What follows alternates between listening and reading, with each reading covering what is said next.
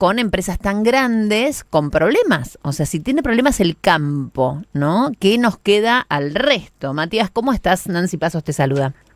Hola Nancy, buenas tardes, ¿cómo va? Muy bien, ¿y vos? Bien, muy bien, muy bien. Bueno, Contento por la lluvia que sí. corta y aleja la posibilidad de que una nueva gran sequía liquide buena parte de los cultivos. Exacto. Así que en el campo están contentos. muchos festejando esta lluvia. Yo también, yo que tengo pastito en el fondo de casa también estoy contenta porque el riego no alcanza con estos calores. Se necesita lluvia para evitarlo, ¿no? Pero bueno, vayamos concretamente. ¿Cómo podés explicarle a nuestros oyentes que si está todo bien en términos económicos, como dice el gobierno a cada rato, le esté yendo mal al campo? Porque no está todo bien en el campo hace mucho tiempo ya, y no es solo culpa de este gobierno, varios gobiernos, digamos, por una serie de circunstancias económicas, internacionales y también climáticas, digamos, y una economía que no ha privilegiado una política agropecuaria más allá de tener al campo como caja recaudatoria. En realidad el campo está medio estancado, te diría que desde hace 10 años, 2015 esta parte, digamos, no hay indicadores, e incluso los mejores negocios del agro, la soja, que en el imaginario común está, digamos, ubicado como un gran negocio, ha dejado de ser ese negocio, esa locomotora que arrastraba todo el resto. Así que, digamos, no estamos en un buen proceso en términos históricos, y lo que ha sucedido en los últimos meses con este gobierno es que se ha exacerbado la situación, incluso para la soja, porque hay factores que se han combinado. Atraso cambiario por un lado, persistencia de altísimas retenciones por el otro, pero además una baja del precio internacional de los granos que está colocando a los productores en línea, digamos, de riesgo, ¿no? Si uno alquila el campo y para producir está con estos números perdiendo plata. Entonces ya ni siquiera la soja como salvavidas está arrastrando a un sector agropecuario que desde hace rato reclama de todos los gobiernos políticas de atención, por lo menos que estén atentos, ¿no? Y dejen de mirarlo simplemente como... De todas las cosas malas en esta sumatoria de cosas, claramente hoy me parece que el tipo de cambio es lo que más está complicando, ¿no? O sea, es lo más fuerte de todo lo que vos venís nombrando, porque mal o bien el resto de las cosas venían siendo acarreadas, con la diferencia de que en rigor, cuando el dólar estaba alto en la Argentina, cuando nosotros éramos baratos, mal o bien el campo terminaba cobrando en dólares, y cuando el dólar era fuerte... Depende de la actividad, ¿no? Hay que hacer disquisiciones. Yo creo que en el tema de la soja, por ejemplo, la baja de precios internacionales ha sido muy fuerte. Estábamos en $380 por tonelada a nivel internacional, y habíamos estado en 450, $500 durante mucho tiempo. Entonces ahí hay un bajón de $100 por tonelada que es importante. Y ese bajón, discúlpame realmente la ignorancia absoluta, pero ese bajón del precio internacional es debido a que China deja de comprar, ¿qué es lo que...? No, a sobreofertas, bueno, mucha demanda china y muchos productores, países productores, Brasil sobre todo al lado nuestro, pero también Estados Unidos poniéndose las pilas para satisfacer esa demanda. Entonces, sobredemanda. Sobre oferta para una demanda que en todo caso se ha ralentizado un poco de parte de China, pero en todo caso es un problema más estructural. Ahora, yo te decía que el tipo de cambio sí es un problema para el resto de economías. Vuelvo a la soja. La soja, además del bajón, sigue teniendo una persistencia de retenciones del 33%, que es violenta y expropiatoria. Ahora prometen bajarlo, todavía no está claro si la rebaja última de retenciones va a llegar al precio del productor. ¿Por qué? Porque es muy compleja, porque es muy novedosa, porque todavía no se están anotando negocios con eso te iba a decir, digamos, el gobierno ya anunció que bajaba las retenciones hasta junio, para obviamente necesita dólares, además está decir, y no se ve tampoco que haya reaccionado el campo y diciéndole sí, ya estamos saliendo a liquidar, ¿no? No, al contrario. La primera impresión obviamente fue de agradecimiento. Los productores esperaban hace rato ese gesto. Lo que pasa que como está planteada la rebaja es muy medio mentirosa, parece más una medida ideada, digamos, para conseguir los dólares que el gobierno necesita que para devolverle los dólares que el productor necesita. Y en el sí, no es tanto la promesa de campaña de voy a bajar las retenciones como necesito guita porque no me la está dando el fondo hoy. Quiero llegar a...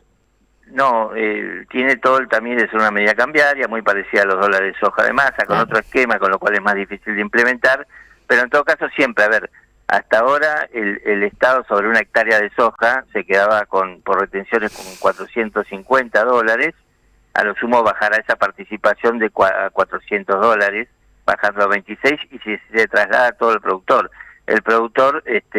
estaba perdiendo si alquilaba $80 por hectárea, y ahora si se traslada todo, bueno, quedará empardado, claro. No perderá plata o perderá $20. En todo caso, sigue siendo lo mismo, más allá del gesto. Pero te decía también que me parece que el tema cambiario, de atraso cambiario, es mucho más definitorio en el resto de las economías agropecuarias, y a mí me preocupa mucho más siempre las economías regionales, claro.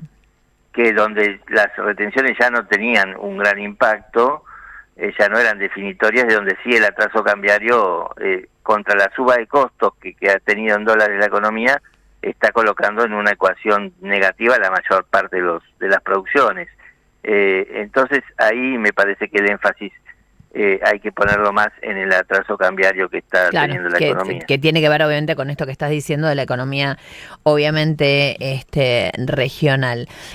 Los casos, digamos, específicos, tanto Sancor, obviamente estamos chicos, mira, recién vino un informe de Hernán Lecher diciendo que es histórico la caída del consumo de yerba mate, ¿no? Hablando de las economías regionales. Cayó un 9,8% en el 2023 el consumo de yerba mate, chicos. Obviamente, si quieran o no, digamos, alimento de los pobres, aparte de que es costumbre argentina, pero digo, claramente, cuando vos caes un 10% en el consumo de yerba mate, el momento económico está teniendo en cuenta. Sancor también, es decir, está dentro de estas empresas que están intentando evitar la quiebra, pero también el consumo de leche, ya no estamos hablando de las empresas exportadoras, del complejo agroindustrial que exporta, sino ya estamos hablando también de las empresas del consumo local, ¿no? Esto también se ve agravado. Sí, a ver, es un dato, la caída del consumo en lácteos es más que la yerba mate, del 13-14% anual, sí. Pero no es el dato definitorio, ni el dato que yo agarraría para explicar la crisis de Sancor. La crisis de Sancor viene de hace mucho tiempo, es un desmanejo absoluto de la cooperativa. En 2017, digamos, 10 años después de aquel famoso salvataje con la leche venezolana que se iba a exportar, sí, y que tampoco logró remontar la cooperativa, 10 años después se hizo un plan de reestructuración, se fue descuartizando la empresa, vendiendo marcas, vendiendo plantas, pero aún así, achicando su estructura mucho, no logra levantar cabeza, y yo creo que el tiro de gracia fue el gremio Atirra, que intentó un salvataje con un grupo de empresarios nacionales que nada tenían que ver con el negocio, claro, que íbamos a terminar pagando todos, un fideicomiso que por suerte no salió, porque hubiera sido hoy un nuevo Vicentín, en términos de que estaríamos llorando la deuda con el Banco Nación. Claro, totalmente. Y la verdad que ahí hay mucho desmanejo. El caso de las otras empresas más vinculadas al sector agrícola tiene que ver, sí, con el desbarajuste de la soja, digamos, la menor demanda de los productores, la sequía, hay un combo de situaciones, y sobre todo empresas que le vieron el gustito a financiarse en dólares, y ahora que se desplomó de algún modo el precio de la soja, se desplomó el precio de algunos agroquímicos, y el tipo de cambio no acompaña a sus ecuaciones, digamos, se están viendo en dificultades financieras. Agrofina y los Grobos son el mismo grupo, claro, económico, ya no responden a Gustavo Grobo Copatio como creemos todos, claro, sino que él es dueño del 10% de las acciones, y oportunamente vendió su empresa hace varios años ya a un fondo de inversiones. Hizo un buen negocio. Yo creo que zafó a tiempo. Sí, zafó a tiempo. Sí, y Victoria Capital, que es el dueño del 90% de las acciones, en realidad no está, evidentemente está levantando el pie de la Argentina porque no tiene ganas de cancelar los cerca de $200 millones que debe esa empresa. No, obviamente. Entonces, no tiene ningún sentido en este contexto. Eso queda clarísimo. Matías, sí, decime. Y la otra empresa, Red Surcos, más o menos la misma situación, digamos, pedalearon mucho en dólares, en créditos, y el negocio agrícola está desinflado y no acompaña, este círculo imaginario que imaginaron. Queda clarísimo. Matías, en general, viste que cuando viene la recuperación económica se la percibe o se la siente siempre primero en el campo. Vos, que estás arriba de lo que está pasando en el campo, no sería lo que estamos viviendo en este momento, ¿no? Yo recuerdo muy claramente la devaluación de 2001, 2002, y que como ese efecto del campo hacia Buenos Aires se sentía con claridad y había otra expectativa. Te diría que es absolutamente distinto esto, que la inflación ya se comió el efecto devaluatorio de 2023, y que la baja de precios, la persistencia de retenciones están complicando mucho el panorama, y yo escucho muchas más quejas de los productores que en otros tiempos, claramente.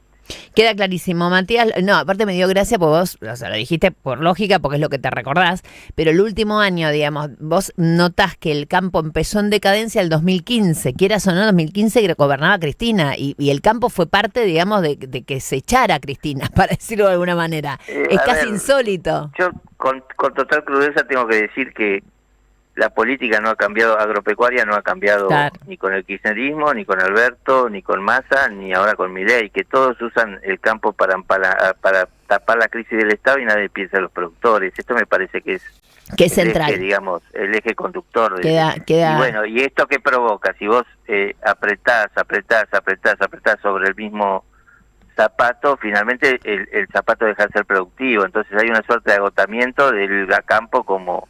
necesita, ese dicho de los productores tan común, necesito que me saquen un poco la pata de la cabeza, aplica para todos los gobiernos. Eso queda claro. Y sumale que les van a duplicar el precio del traslado de exportación en la hidrovía, ¿no? Viste, con la nueva licitación, que por eso se quejó el otro día el presidente del Banco de la Sociedad Rural. Preocupa muchísimo eso, porque siempre se termina descontando los precios del productor, preocupa mucho la suba al gasoil, la liberación del precio principal insumo. Así que sí, en dólares está subiendo mucho los costos, y no acompañan los ingresos, con lo cual la verdad que no es el mismo escenario que en 2001, donde uno decía qué bueno que Rafaela hay pleno empleo porque esto va a repetirse en Buenos Aires. La verdad que yo no puedo decir lo mismo, al contrario, veo mucha preocupación en todo el interior productivo. Queda clarísimo. Matías Longoni, muchísimas gracias, y lo pueden encontrar obviamente en Bichos de Campo. Tus tardes tienen el ritmo que buscabas. El amor es más fuerte.